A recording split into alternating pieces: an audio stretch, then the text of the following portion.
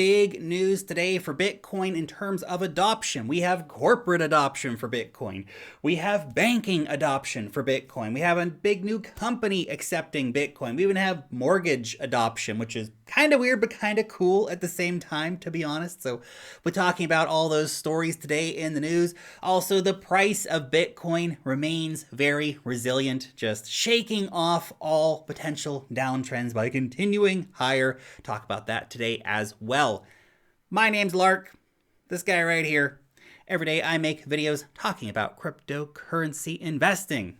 So if that is something you're into, if that's a topic you'd like to learn some more about, make sure you subscribe to the Lark Davis channel. And if you do enjoy this kind of content, whack on that thumbs up button. Just real quick for the YouTube algorithm. And of course, if you'd like to know when I put out a new video, please ensure you click the notification bell to get a notification of when I do put out a new video. So let's go ahead and turn over to the charts here to get started off with. Man, Bitcoin has been so crazy recently. Absolute freaking beast. Obviously, I was wrong. We did not get our deeper price retracement coming in for Bitcoin yet. We can still, of course, expect volatility at some point in the future, but man, oh man, has Bitcoin been resilient during this entire climb up from $29,000. It's just been nuts. We, of course, now have our second higher low here for Bitcoin, which is good. It means the uptrend is continuing. So that's a positive thing to see here for Bitcoin. We've also seen Bitcoin now once again closing above the 200-day moving average. I mean, man, this has been crazy. What a wild battle here it has been for the 200-day moving average. Look, we're up, we're down, we're up, we're down, we're up again. It has been wild. This has been a very, actually pretty big area of resistance for Bitcoin. This is essentially what you're seeing. We're seeing these breakouts and they fail. Breakout and it fails. Breakout. Will this one fail? Well, we'll see how it plays out over the next few days. If we do, of course, get that deeper price retracement coming in here, I'll, of course, be looking for a better discount to add to my bags. At least that's still my general idea here for the market at the moment. But look, once we, I think, get a real strong base above the 200-day moving average here, once we really establish this line as a zone of support with some good, solid green candles backed up by some decent freaking volume. Because again, look, here is our current volume, the volume for the last 2 days. It hasn't been super freaking awesome. I mean, this was some good volume here, this is a good volume here, you know, but look at the volume that pushed us back above the 200-day moving average yesterday. Not terrible, but really not super awesome either. If you look back across the recent market action over the last few months, I mean, this barely registers in the top 50% of volume days. So, you know, not awesome volume yet, which I think really looking here at the 200-day moving average just makes so much sense because so many people looking at the market right now and they're just going, man, is it going to hold as support? Are we going to establish this line of defense above the 200-day moving average? And the market's going to get super, super bullish again. Are we going to keep failing, and are we going to come down, right? Still a lot of people out there in that disbelief phase thinking that, hey, this is a sucker's rally. It's the exit pump for the whales and it's not going to be real. We're all going to go down. There's still a lot of negativity, a lot of fear in the market, a lot of PTSD in the market right now. I, of course, still a macro bull on Bitcoin. I think the end of the year is going to surprise a whole lot of people. And of course, that we will get this 200-day moving average taken care of, hopefully soon enough. But as you can see, it has been a struggle, and I would not be surprised to see the price trading under this again in the not so distant future. So we'll be keeping an eye on that, of course. And just to bring up real quick as well, the old MACD. So we were talking about this on the daily recently. Now it did have that bearish crossover here. We now see it basically ranging sideways. So we are technically bearish on the MACD right now, as you can see. That happened over here, but we could very quickly see a recovery happen and the MACD pushing higher, but it is still under a bearish trend right there for the MACD. But I think it's important to point out, I'll just bring up the weekly here, because the day-to-day trends can really screw you up if you focus too much on just what's happening on the daily. it's important to zoom out and look at that bigger picture from time to time, because what has just happened on the weekly for Bitcoin, we have just had a bullish MACD crossover on the weekly, which is a very, very important and interesting indicator for me, because obviously, as you can see here, when we had that bearish crossover back in April, that basically signified the top of the market and that Bitcoin was cooked for a little bit. Now, of course, we are in a situation where we're having a bullish crossover after a big downtrend in the MACD. So that makes me very optimistic on bigger time frames for what's happening in the market here. So very interesting one to keep an eye on right there. By the way, if you do want to trade some cryptocurrencies, you want to trade Bitcoin, you want to trade Ethereum, you want to trade Dogecoin, loads of other top altcoins, you can long, you can short. Check out Bybit. It is the best futures trading exchange in the cryptocurrency markets. They also have a good spot market. If you're not into trading futures, you can actually trade spot markets over here with 0% fees for market makers. If you use the link down below in the description, you can get up to $600 in trading bonuses. Now let's get into the news. So Palantir is going to start accepting Bitcoin. So this is Peter Thiel's publicly traded data company.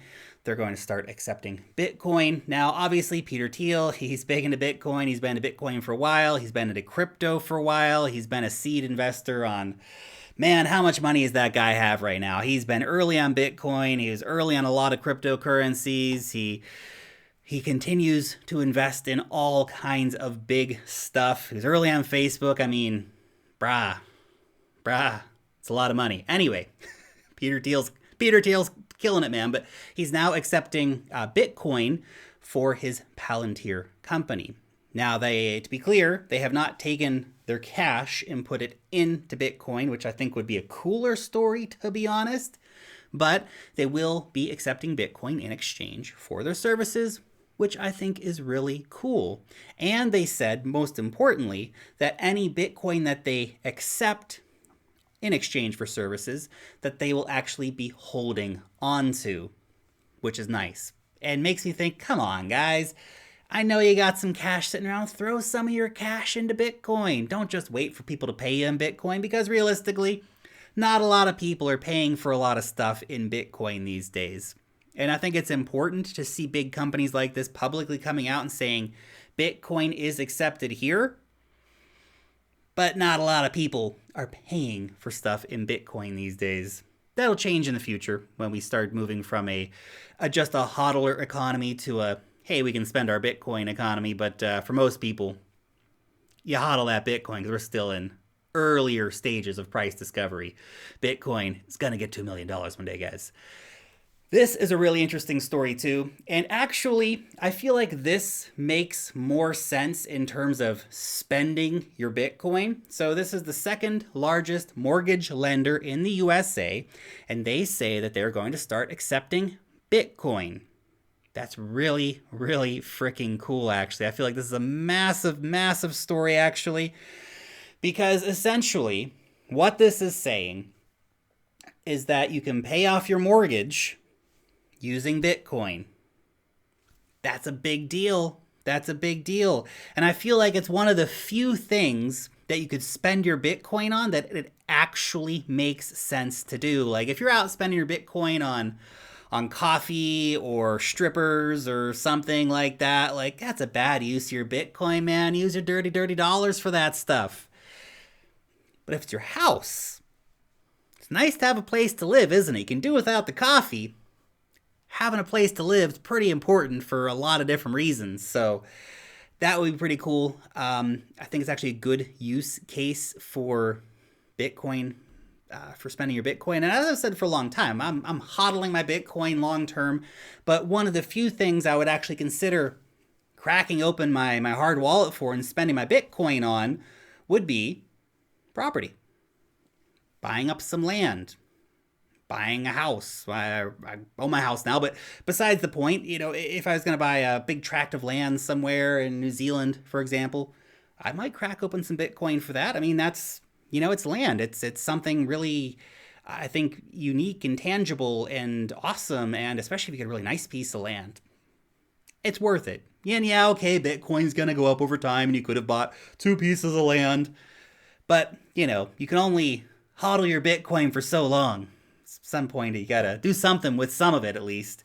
And so, spending it on land or a house, it's a pretty interesting use case, to be honest. Again, I'm not sure how many people will actually end up doing that, but it's cool. Anyway, it's cool that they're accepting it. It's, again, massive social proofing for Bitcoin as a form of payment.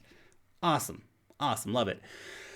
Next up, banking adoption news. Wells Fargo, one of the big criminal banks, they have launched a Bitcoin fund for their wealthy clients. JP Morgan, they announced last week that they're launching a Bitcoin fund only for their wealthy clients, all you retail plebs. No, no, no, no, no. If you don't have millions of dollars, don't even come talk to us, is basically what your bank is saying to us. So if you're a Wells Fargo customer, that's the message from Wells Fargo to you.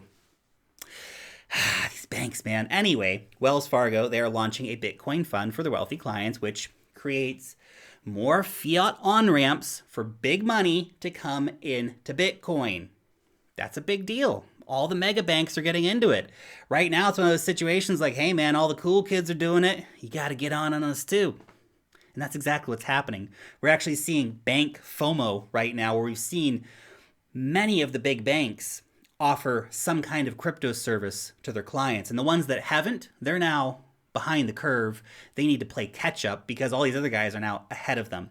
Now, it's quite funny, of course, for Wells Fargo to do this because until relatively recently, Wells Fargo actually banned their customers from buying cryptocurrencies. So if you were a Wells Fargo customer and you were buying Bitcoin on Coinbase or something like that, you may have gotten some letters from them being like, hey, we see you're buying Bitcoin. You're not allowed to do that.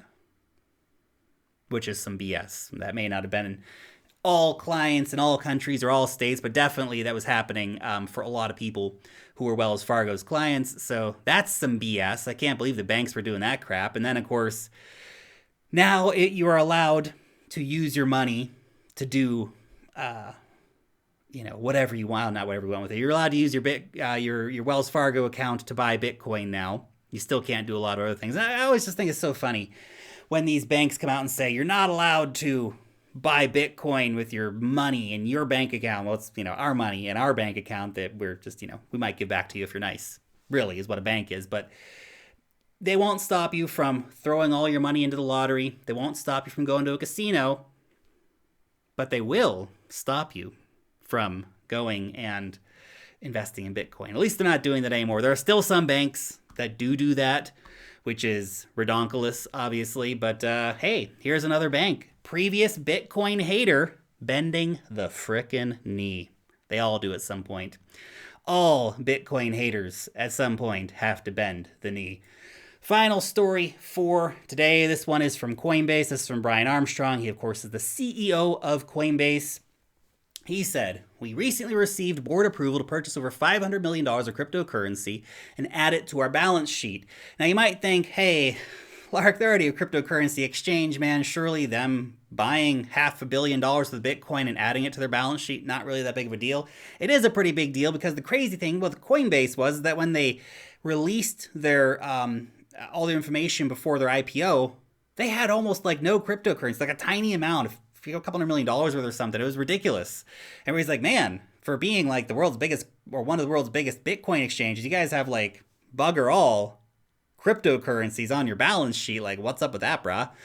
And now, of course, they're saying, hey, look, we're going to buy $500 million of the crypto. We're going to put it on our balance sheet. They haven't said what they're buying yet. It's probably going to be mostly the big stuff, I would imagine. Probably going to be just a lot of Bitcoin, a lot of Ethereum, probably some of the other stuff that they've personally invested in. We'll see. Be interesting to see what they actually buy. But one of the most interesting things I found about this story is that moving forward, 10% of all of their profit is going to go into cryptocurrencies that is going to go onto their balance sheet. That's impressive because Coinbase makes a truckload of money every year. And 10% of their profits annually being invested into crypto that goes onto their balance sheet, that's a lot of money. That is a lot of freaking money right there. Coinbase, if they continue that as a regular habit, they're going to become one of the biggest freaking holders of cryptocurrencies in the world. That's pretty amazing stuff right there. So yeah, gotta buy myself some more Coinbase stocks, I guess. Initially, I was hesitant to buy Coinbase stocks because not another cryptocurrency related investment. Most of my stock investments are in renewables, electric vehicles, that kind of stuff. But yeah, I don't know. I thought it's actually nice to own a pick and shovel play for the cryptocurrency markets that you actually have like an actual share of the company. So I'm excited about my Coinbase stock purchases. Anyway, your question for today. What, if anything, would you ever use your Bitcoin to buy? Would you use it to buy food or a car or an experience? Or what would you, like me, would you consider using your Bitcoin to buy land at some point in the future? Something like that. Or are you just not buying anything with it ever? Just hodl until the moon. Pass it on to your grandkids. Let me know down below in the comment section. Thank you so much for watching today's video, and peace out till next time.